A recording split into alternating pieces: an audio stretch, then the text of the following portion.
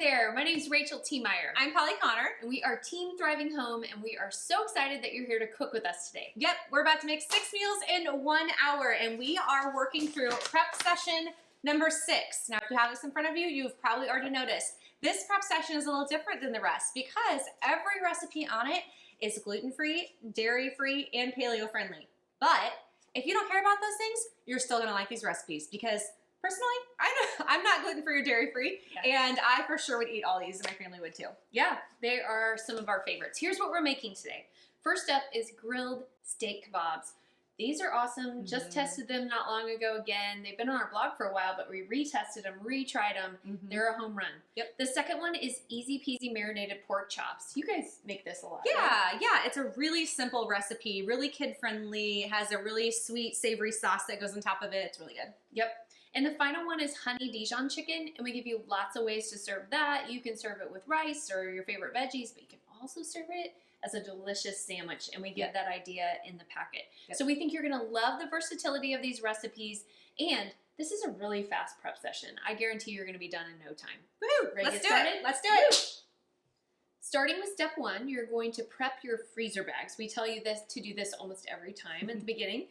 The first thing you'll do is cut out your freezer labels from your packet and then write on there the date that you're making this, as well as lots of side dish and serving ideas. Yeah, those are found on page 2 or 3. You have to look at. We find that people think that's the most helpful thing to do is write it right on that label, and then you don't have to think about it. When you pull it out of the freezer to thaw, you can also make sure you have, this is stuck. It was stuck, I was hard.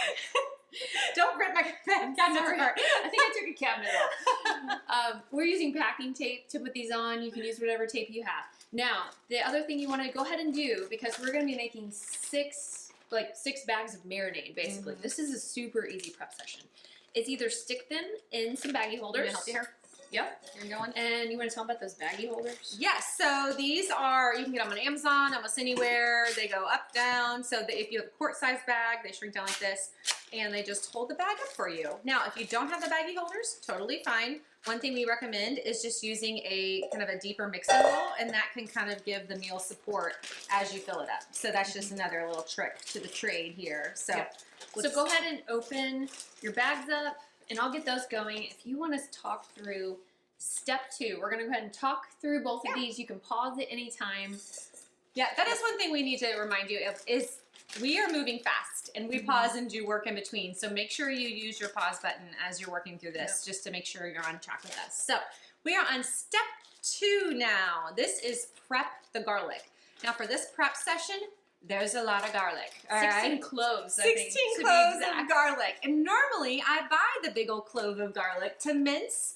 The big old head. Big old, not clove. Big old head of garlic. But with 16 of them, I'm taking a shortcut today. So I have the pre-minced garlic, and I have a big old can of it because we use it a lot around here. But if you want to see how to mince a garlic clove, hop to session 8, and that we'll have a demonstration there of just an easy way how to get that shell off it real easily or the peel off it real easily and mince it up. So anyway, we're going to, we've already prepped the garlic for you guys. Hey, it's done.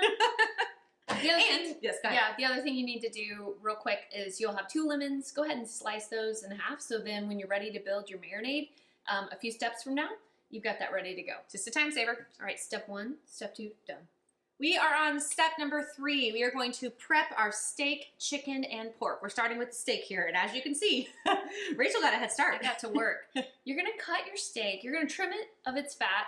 Most, the visible fat you can get off there. I don't like biting into big chunks of fat personally. Yeah. And then you want to cut it into similar sized pieces. I recommend about 1.5-inch pieces or so. You can eyeball it. You don't have to get too worried about it. But I'm trimming off the fat of this last piece of steak. You can see I've already done a lot of work here. We didn't think you'd want to stare at us cut meat for like 10 minutes. It's like kind of boring. I mean, we're fun, but not that fun. Now, one reason we only are marinating the steak and not the vegetables is we found the vegetables for kebabs are bell peppers, onions. Those have a high water content, and vegetables or fruit with high water content just don't freeze and thaw well. Like they'll work well if they're in a soup or some kind of puree or something, but when you want that kebab, that crisp, veggie taste and flavor and texture, the thawing out of those veggies won't work well once you put them on the grill. So we're just going to have you marinate the meat and freeze that. So when you want to eat these, you thaw these, and you're going to need to bring them those fresh veggies for this meal. Yep. So what I've done here is I've kind of divided my meat. I eyeballed it in half. And I'm putting half in one of my bags, one of my steak bags, and I'll put the other half in the other steak bag.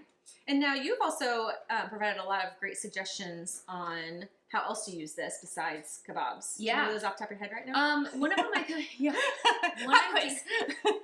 one of them I thought would be really fun is to use this. The steak is just delicious after it's been marinated and grilled.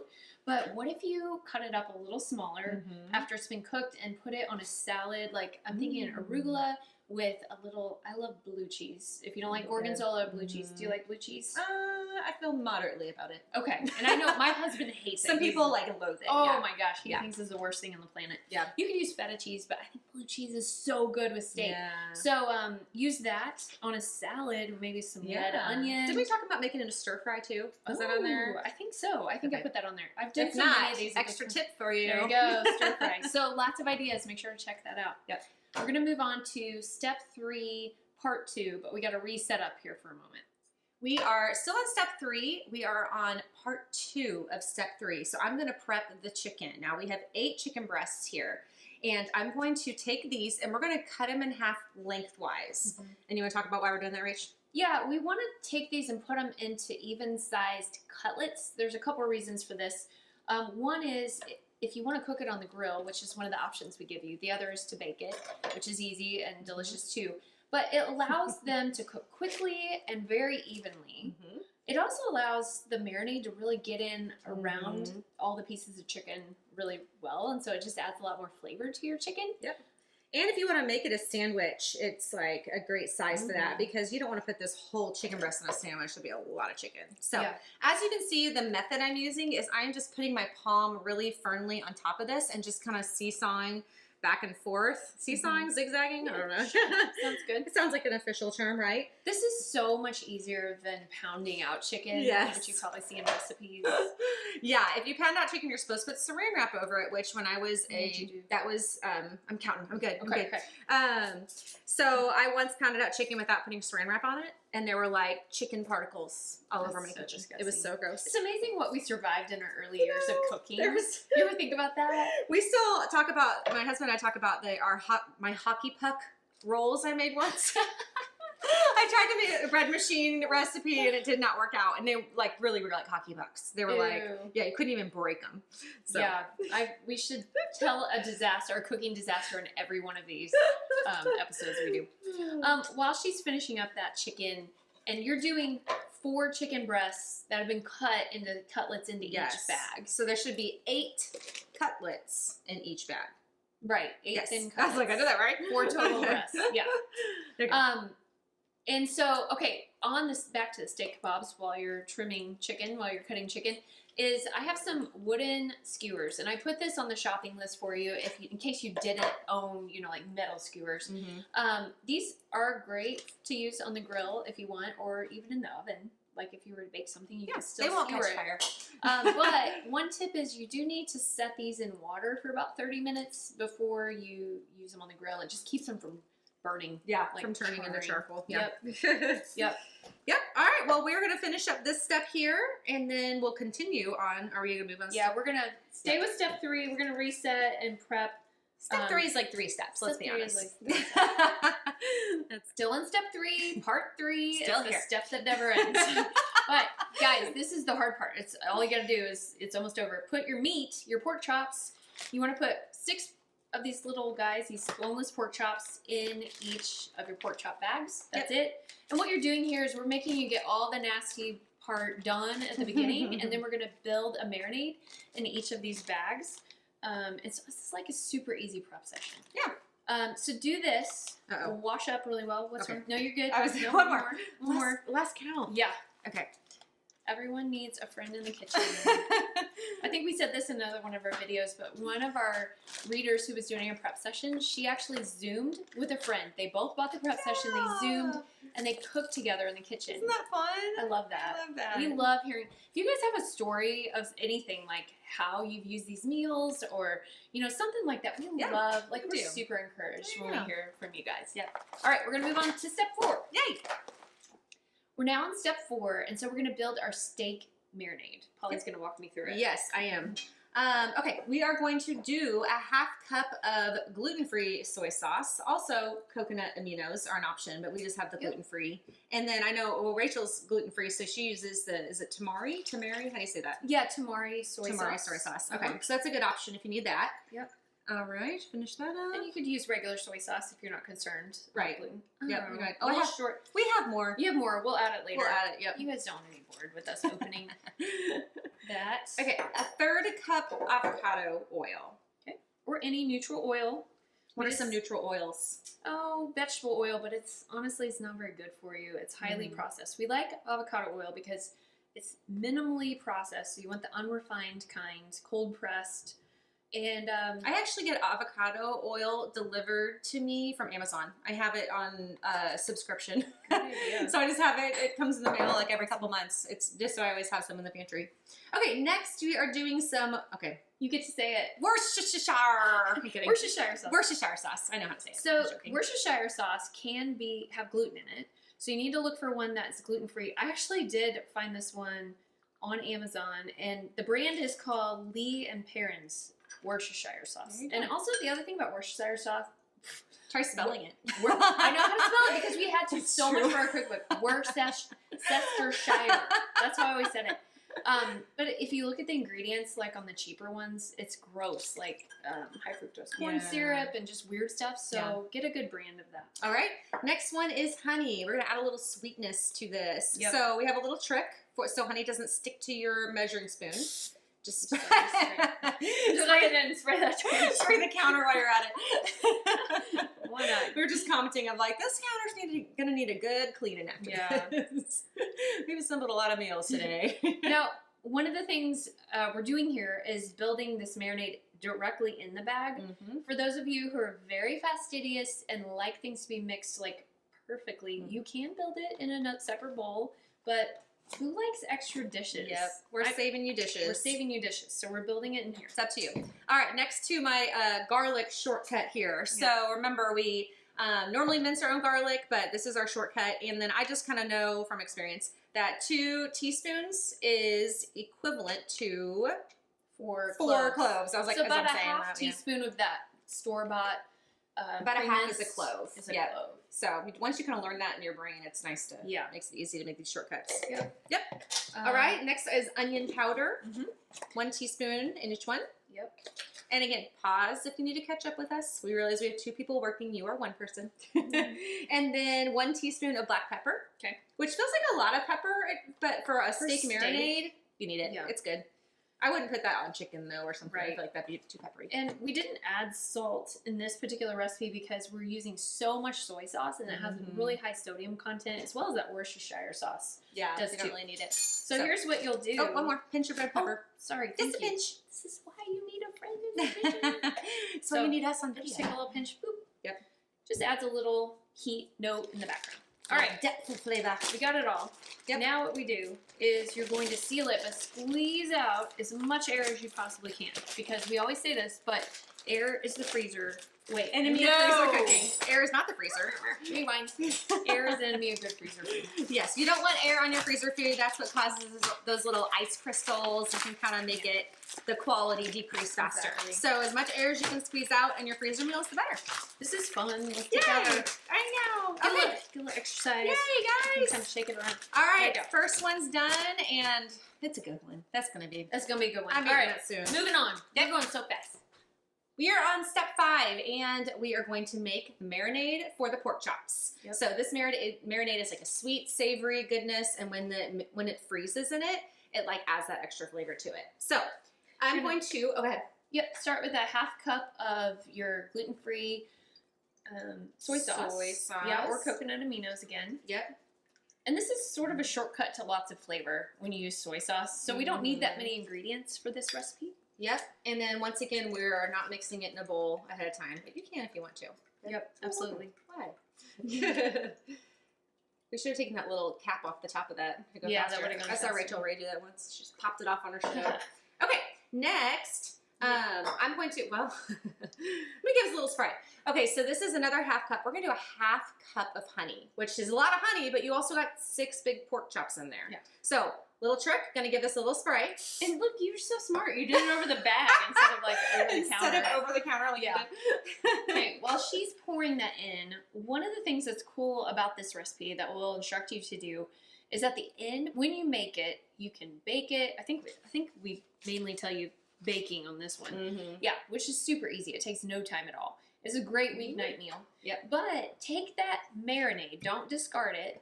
Pull your pork chops out. Throw them in the oven on a rimmed baking sheet. But use that marinade. Dump it in a little pot. Put it over high heat and bring it to a boil. Turn it down to a simmer and let it reduce a little bit and make sure you don't kill off any germs or bacteria. And you can strain that and pour it over these pork chops when they're done. Yep. And that is the key to making this dish really yummy. Yeah, Don't that you adds a lot of flavor. Yep. So to the marinade, I'm going to add 2 tablespoons of avocado oil. Again, do you see a pattern to the recipe here? Well, we love to share ingredients in these 1 hour prep. I mean, it's so smart to like buy fewer ingredients and share them amongst recipes. That's why you're so smart. I'm buying this. Yes, you are. You're multiplying your time. We really do hope Smart this is you. I mean, like, we create these and we really are excited to help you guys. So we really hope this is a help to you. Yep. Let us know if it is. We'd love to hear from you. Yes, Okay, I already for sure. said that once before. Yep. But, okay, 4 minced garlic cloves, or as we already learned, 2 teaspoons of the pre-minced. Yes, kind. pre-minced Throwing garlic. that in. That's going in. And then while she's doing that, I'm just going to do another pinch of red pepper. Again, adding that kind of heat, that depth of flavor that just kind of makes them just extra yummy. Yep. So there we go. Not too much. Your So kids will know. again, you finish getting that marinade in there. Yep. Zip it up, squeeze out that air. And remember to freeze these flat to save room in the freezer. So, I mean, you can freeze it like this, but we recommend freezing them flat. That way you can kind of stack up the meals. It's a good use of space in your freezer. Yep. All right, get it all mixed together, and we will move on to step 6. We are on step 6, and guess what? Last step. I mean, this has flown by. This is one of the easiest prep sessions, I told you. We are going to go ahead and make our marinade for the honey Dijon chicken. So I'll start with a 1/3 cup of olive oil. If you want to use that avocado oil, you certainly can. It's worth saying this recipe is not too Dijon-y. Again, another word for your dictionary there. There you go. Holly, like, she has these made-up words. I always laugh. She'll, like, make up words. I'm like, that's not a word. But it is. You know what I meant. You I know? Words Yes. communicate meaning. I just did it. Yes. Okay, so a lot of people get thrown off by this because they're afraid it's going to be, like, too mustardy, right? And so I feel like this recipe, not feel like, I know, I've tasted it. Yeah. It definitely doesn't have an overpowering Dijon flavor. So don't worry about that. I'm going to hold it open for you. Thank you. I'm putting in a 1/3 cup of honey into each of these. And so, just like with those baked pork chops, this we're going to have you at the end. I might need more honey. Yep. At the end, we're going to have you, while the chicken is either baking or grilling. Here we go. Double it. Ready? Double time. Double time. Woo! I have enough with this one. It's just taking a while. I know. I just take a while to get out of there. No one wants to sit Okay. there and watch that. What I was saying is save the marinade. Don't discard it. Save it and reduce it in a pot. You're going to heat it up high enough to kill all the germs, and then you're going to let it simmer a few minutes, and it becomes this amazing sauce. Yeah. I would probably strain it out just to make sure you don't have any like weird chicken parts in it or something. Doesn't sound very good. Gross. Yeah. Anyway, okay, what's next? Okay, so next is the juice of 2 lemons. So fresh lemons, and here's a little trick. So if you were to squeeze this lemon over the top of it, you'd probably get some seeds in there. Which, that's not a huge deal. It's a marinade. Never killed anybody. Yeah, exactly. But one little trick is just to use your hands and just squeeze it over your hands. That way the juice will slide on through and you catch any seeds that come out. I wanted to have an example, but one didn't. It didn't play nice. One thing I always do with my extra lemon is I throw it in my garbage disposal. It's like a natural cleaner. Oh, did you know that? Cleaner, and it smells good. Yeah, it's like it is a natural cleaner for it. Yeah. I also saw a thing on Instagram. We're talking about Instagram a lot. There I caught a seed. is That's because you're on the border of millennial. You're borderline millennial. She's like, Insta what? Okay, but I saw someone put baking soda on the half lemon and use it to clean glass, and it was like it worked for like a shower where there's hard water stains. I want to try it. Cool. That's a great idea. Yeah, we have really bad hard it's water. like a natural cleaner.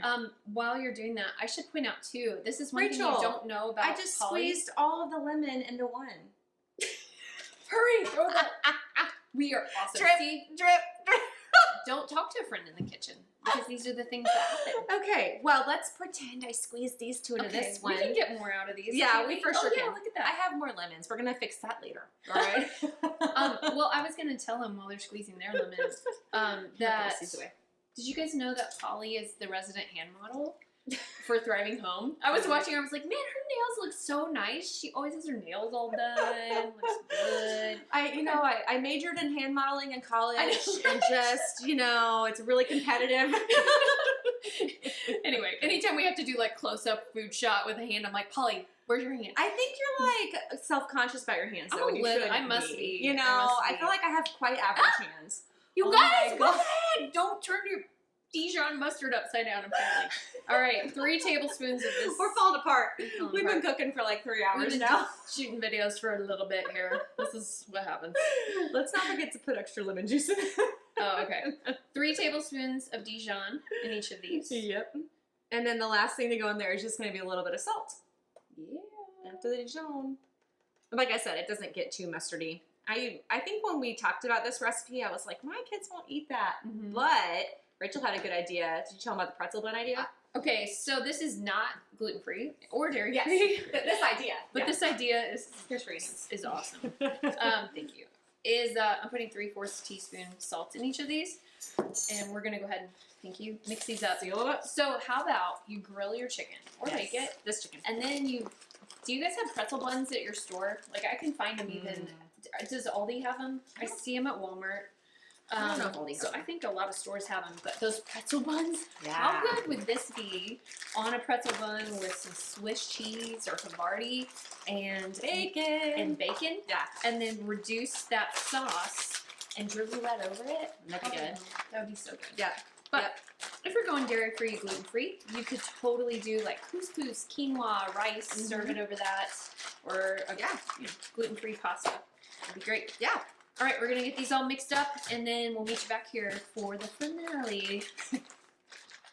Congratulations! You just made 6 meals in 1 hour. Actually, less than 1 hour. Yeah, this was super fast.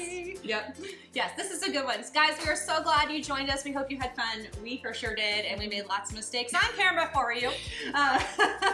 So everything you need for this prep session and more is at 1hourfreezerprep.com. We hope you can hop over there, grab more prep sessions, and join us back here for more cooking. Yep. See you later. Bye, guys.